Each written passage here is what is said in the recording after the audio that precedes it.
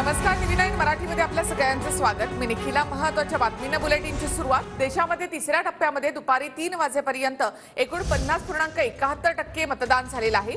महाराष्ट्रामध्ये 42.63% मतदान झालं। सर्वाधिक म्हणजे कमी मतदानाची नोंद ही महाराष्ट्रामध्ये झालेली आहे। पश्चिम बंगालमध्ये दुपारी 3 वाजेपर्यंत सर्वाधिक 63.11% मतदान झालेलं आहे। सगळ्यात कमी मतदान हे महाराष्ट्रामध्ये झालंय।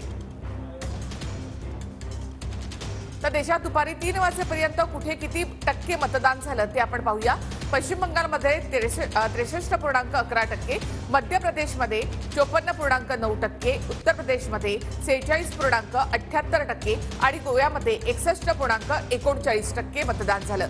तर छत्तीसगडमध्ये 58.19%, आसाममध्ये 63.8%, बिहारमध्ये 46.69% आणि कर्नाटकमध्ये 54.20% मतदान झालं।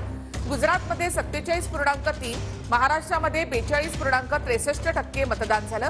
दादरा नगर हवेली आणि दमण या भागामध्ये 52.43% मतदान झालेलं आहे।